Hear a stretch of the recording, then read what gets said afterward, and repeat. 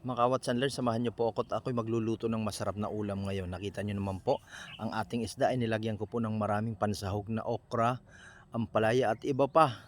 At iyon po ay ating iluluto para sa ating tanghalian. At makikita mo yung napakasarap at talagang ikaw ay mabubusog. Ka-Watsanler, samahan niyo po ako ngayong umaga. Magluluto po tayo ng masarap na ulam. Saglit lang po ito, saglit lang pong vlog ito. But before anything else, please don't forget to subscribe my YouTube channel, Sir Abeo. Hit the notification bell para updated po kayo sa mga video ng upload ko. Please don't skip my ads. So samahan niyo po ako at ako po ay magluluto dahil nanghihinayang po ako sa mga halaman ko. Marami na pong bunga ang aking ampalaya at saka ang aking okra. Nakikita niyo po ba yan? Kaya watch and learn. So ayan, samahan niyo ako, magluluto na po tayo. Ayan. Meron tayong nabiling talakitok, mga ka-Watch and Learn. Iluluto po natin. Ayan. Masarap nito. Ilagyan po natin ng ampalaya. So itong ampalaya po ay nakuha ko lang po sa aking halaman. Ang aking mga ampalaya ay dito ko po kinuha yan sa aking mga tanim. Nakita niyo naman po, napakarami oh. Napakaraming bunga po niyan. Ayan oh. Ayan. So, sarili pong ano yan. Sariling tanim, mga ka-Watch and Learn. So, gagayatin lang po natin yan ng malalaki. So, ganyan po. Para po ay madali pong maluto ang ating ampalaya. So, ang ampalaya po ay galing lang po yun sa aking mga tanim. Ayan. So, yung gayat pong yan ang aking ginagawa para mabilis po siyang maluto at mabilis pong kagatin habang kumakain. Dahil ang ampalaya po ay napakasustansya. Ang ampalaya parang yung buhay lumigaya. So, alam na alam naman po natin na ang ampalaya po ay napakaladaming benefits sa ating katawan. Kaya po ito ay napakasarap isahog sa anumang klaseng lutuin. Lalong-lalo na po ang ating paksiw na isda. Lagdagan po natin, ayan. Lagyan po natin ng okra. Ayan, okra oh. Itong mga okra ay akin pong mga halaman din ito. Dito po natin kukunin ang ating pangsahog po sa ating iluluto ngayong araw. So, napakarami pong bunga yan. Ayan. Hanggang doon. Oh. Yun, oh. Wow.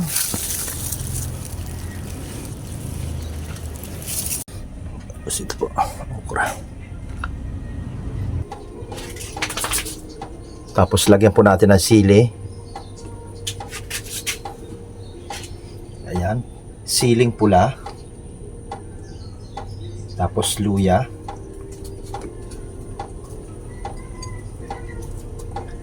Bawang at sibuyas.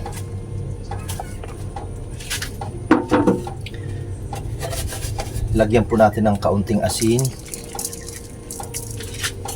then suka. Dagdagan natin ng tubig. Saka po natin sindihan. Maglagay tayo ng kaunting aji. So, ayan po mga ka-Watch and Learn, ang ating paksiw na talakitok with overload gulay. Takpan natin. Okay, tignan na natin kung ano nang hitsura niya. Ayun, kumukulo na po mga ka-Watch and Learn.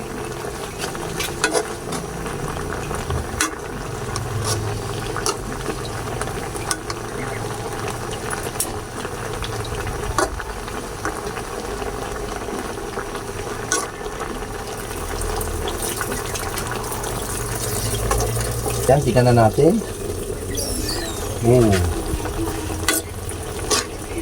Ayan na po mga ka-Watch and Learn. Ay talagang kitang-kita na po ang ebidensya na napakasarap At sigurado po akong napakasustansya po ng ating nilulutong ulam sapagkat overload po yan ng gulay. Ayan, so pangalawang bukas po ay luto na at magpe-plating na po tayo. Ayan, oh. Wow, ano pa ang masasabi mo? Ay siguradong maraming bahaw ang mauubos dito, plus marami pong mga sangkap ang ating isinahog sa ating nilulutong paksiw na isda, paksiw na talakitok. Kaya ano pang ginaantay natin? Kain na! A few moments later. Ayan, so magdasal po muna tayo. Bless us, O Lord, in this thy gifts which we are about to receive from thy bounty through Christ our Lord. Amen. So ayan po mga ka-Watch and Learn, kain na po tayo. Napakasarap po ng ating paksiw na talakitok with overload na gulay. Kaya dito po sa probinsya ay talaga pong napakasarap po tumira, dahil pwede ka pong magtanim ng kung ano-anong klaseng halaman basta't masipag ka lang at libre ka na sa mga pansahog. Ako po kasi ay may mga tanim na okra, ampalaya, talong, kamote, papaya, sili, at kalabasa, at marami pa pong iba na gusto kong itanim. Abangan po. So yan po ang aking ginagawa pagka wala pong pasok. Nagtatanim ako ng iba't ibang klase ng halaman para pagdating ng araw ay meron tayong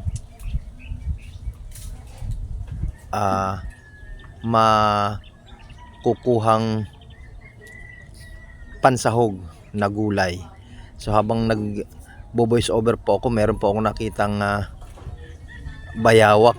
Nandito po kasi ako sa gubat. May bayawak pong tumalon. Iyaan mo lang po siya. So yun mga ka-Watch and Learn, kaya makikita po napakasarap po ng ating kain dyan. Doon nga po pala sa mga OFW na nagtratrabaho sa iba't ibang panig ng mundo, magandang umaga po sa inyong lahat dyan. Mag-iingat po kayong lahat. At paki-comment naman po kung mga taga saan po kayo, para po malaman ko kung hanggang saan umabot ang video kong ito, at mabati ko rin po kayo ng magandang tanghali dyan.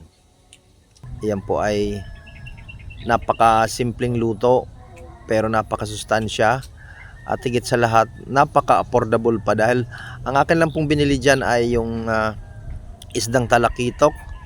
Pinahati ko lang po, 3 lang pong hiwa ang binili ko, saka ko nilagyan ng maraming sahog. Ayan, kaya dumami po ang aking ulam. So meron ka ng isda, may gulay ka pa. Shout out nga pala sa aking mga subscribers, sa lahat po. Mabuhay po kayong lahat dyan. Kay paring Renjo Yape, kay Sarinomel Farm Vlog, kay Kuya Nerd TV, kay paring Willie, paring Barok, paring Monching, at saka sa Mapia family. Mabuhay po tayong lahat. Ayan, so salamat po sa pagsubaybay at panunod ng aking mga vlog. So wag po kayong magsasawa.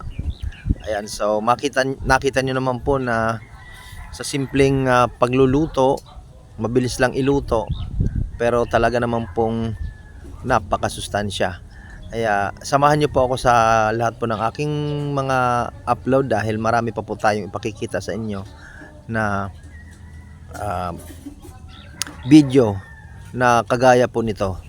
So meron din po akong mga upload po na pagtatanim, pangingisda, at kung ano-ano pa po yung mga kaalaman tungkol po sa paghahalaman. So meron din po akong mga upload dyan. Kaya ayan po, nakita nyo naman po na kahit po tignan lang po natin ay napakasarap po talaga. So maraming salamat po, at hindi po kayo nagsasawa sa akin sa panonood. Ayan, so kulang na kulang po dyan ang isang kaldero kung tutuusin, pero dahil po tayo ay nag-iingat sa kanin, ay medyo inuntian lang po natin ang ating kanin. Pinilit lang po nating wag damihan ang ating kanin. Kasi po ay mahirap na po ang diabetes. So yan po, kitang-kita nyo naman po na kung hindi mo aawatin ay talagang mapapasarap ka dyan. Dahil meron pong appetizer din po ang ampalaya. Dahil ang kanyang sangkap na pait ay nakakapagpa-trigger po ng ating gana sa pagkain. Ganon din po yung okra na kung saan napakagaling po yan sa diabetes. Kaya yan mga ka-Watch and Learn. Hanggang sa muli po, maraming salamat po sa pagsama at mabuhay po tayong lahat. Bye-bye po.